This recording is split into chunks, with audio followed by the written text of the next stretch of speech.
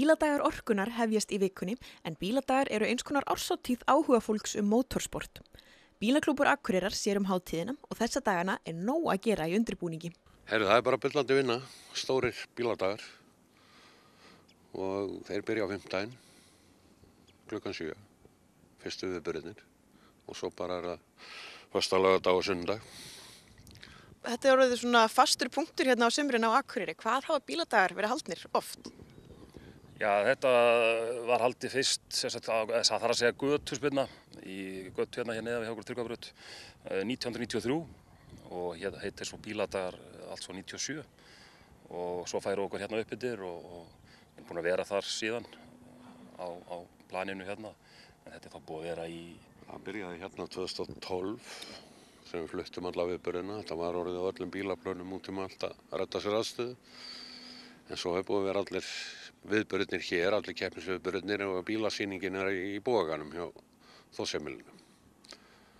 Og hvaða viðburðir eru þessar keppnir sem þú nefnir? Það nú skrítið nöfn á þessu öllu, en það þetta að útskýra það svona hvað, en það til dæmis á fimmtudeginum byrjum við á buggy enduro sem við köllum. Þetta eru hérna litlu nýju buggy bílarnir sem allir eru að kaupa og þarna látum við að keppa bara í svona alls konar hoppi og skoppi á tíma. Mjög gaman, mjög fyndinn viðburður. Mikið að gera. Og svo hérna klukkan 9 kvöldið þá draullaspyrna.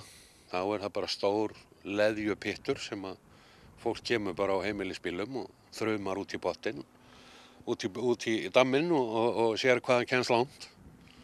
Og þar svona veitt viðurkenninga fyrir mesta sjóið, sko. Þetta mjög svona, skemmtilega viðburður. Föstudeginum þá autocross, það svona hröð ökuleikni, keyrður ákveðin hringur tíma.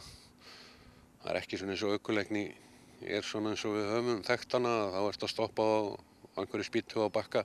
Þetta bara svona eins og, þú bara einn í kappakstri, brautinni einu. Svo drift, það þekkja nú orðið flestir, það svona orðið á okkar stærstu viðburðum. Það klukkan 3 á föstudaginn, ekki? Jú. Svo laugardagurinn, ansi þéttur, þá erum við með götuspyrnuna sem var alltaf á Tryggvabrautinni. Og hún verður klukkan 11 á laugardeginum. Og seinni partinn verðum við svo með sandspyrnu klukkan 5. Og svo burnout. Og svo burnoutið, já, klukkan... Vinsæla burnoutið, sko. Það sem að bílar eru bundin fastir í spotta og... Allt látið hafa það, sko. Já. Það hefur kveiknað í bílum og verið mjög gaman hérna. Hvað það við bíladaga sem gerir að fólk kemur hérna ár eftir ár? Þetta í raun og veru bara ótrúlega gaman. Gaman að náttúrulega vera hérna og fá alla þessa gesti. Þetta bara þessi fíkill í að horfa á dekk springa og horfa á torfærubíla og menn spóla í hringi og þú veist, það allt að gerast, götuspyrnan, heilmikið að gerast. Þetta bara frábært í raun og veru. Hverjir eru það sem sækja þessa hátíð? Það náttúrulega fólk bara allstaðar að, sko. Allstaðar utan á landi og bara þétt setið hérna alveg hjá okkur, verið vinsælt. Já, það bara all flóran á fólki. Þetta engin einn, jú, svona viðburðirnir eins og driftið, það meira svona þessi sem eru yngri í keppnunum, sem að keppi því og svona, en bílasýningin náttúrulega bara eitt af hátíðarhöldum 17. júní. Orðið svona álíka fastur viðburður bara eins og að hafa kirkjuna á IKEA á Akureyri. Að fara á bílasýningu á 17. júní, það hefur bara alltaf verið. Og verður áfram. Þetta svona, bara öll flóran á fólki sem hafa allir áhuga á bílum. En nú hefur þó gjarnan svolítið neikvætt umtal fyllt bíladögum svona í gegnum tíðina. Já, en þetta hefur róað svo mikið með það.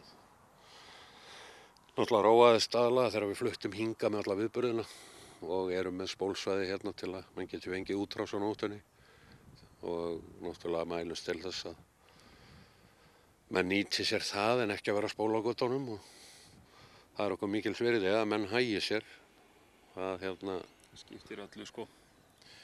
Já, og það hefur en það náttúrulega í öllu, það alltaf einhverjir svona, einn og einn svartur söður, því miður. Þannig að bæjarbúar eiga ekki að þurfa að hafa áhyggjur af of miklum látum?